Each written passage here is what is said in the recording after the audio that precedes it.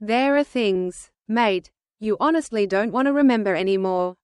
But the harder you try to forget, the clearer they come back. Fair dinkum. A careless comment from someone. A moment you were misunderstood. A look, an attitude, seems tiny. But it just sticks around. It stays in your head. It stays in your heart. And it hangs around, for a long, long time. I used to think my suffering was all because of other people. Because they were wrong. Because they hurt me. Because they shouldn't have been like that. But here's the strange thing, the more I focused on their faults, the more exhausted I felt. I got annoyed at them. Then I got annoyed at myself for not being able to stop thinking about them. Sometimes I just wanted a bit of peace, you know, but no way to switch those thoughts off. Until one day, I randomly picked up a book. And I came across this story. There was a girl suffering from a strange illness. No one could figure out the cause. And her health kept getting worse. Every day, she had the exact same dream, a deserted house locked tight, with many people inside desperately crying for help. She searched everywhere for someone who could help, and eventually she was introduced to a meditation master. After spending time talking and understanding the root of her condition, the master gave her a golden key and told her, when the dream comes again, unlock the door and set everyone inside free. Back in the dream, she walked straight to the door and put the key in the lock. At that moment, curiosity kicked in. She wanted to know who was inside. And what she saw were all the people who had hurt her. Her schoolmates who used to bully her. The neighbor who always judged her family. The co-worker who constantly undermined her. The boss who kept putting her down. And even the three-legged black dog that once bit her as a child. She thought, why should I free these people? They're the ones who hurt me.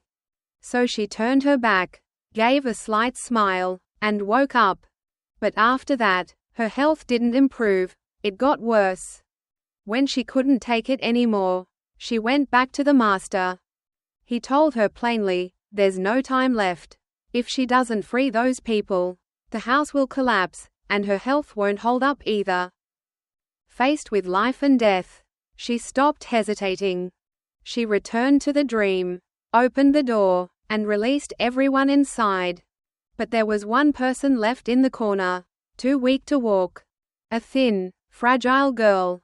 She quickly helped her out of the house. The moment they stepped outside, the house collapsed. And the most shocking part? That girl in the corner was herself. When she woke up, her health slowly began to recover. She went back to the master, and he explained, in life, you used other people's mistakes to torment yourself. You lacked compassion for others and for yourself. I read that part so many times. And somehow, the more I read it, the more I saw myself in it, like, yeah, that's totally me. I realized something.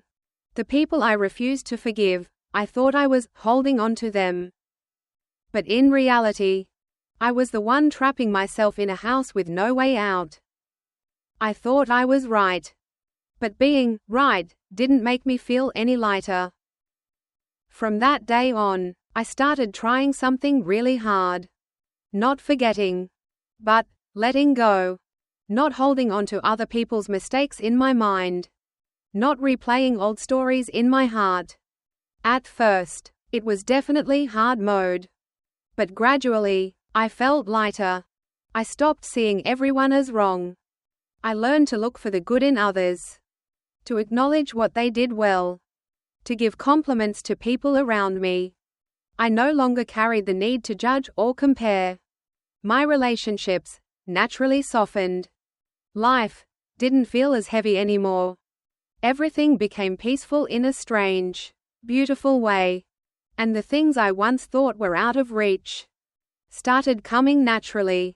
I found good friends, people who see the beauty in each other, enjoy being together, and trust one another.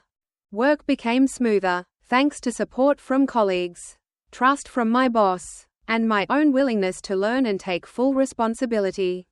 My health improved, because I felt happier and wasn't getting angry like before. Life truly felt full. After everything, I understood one thing.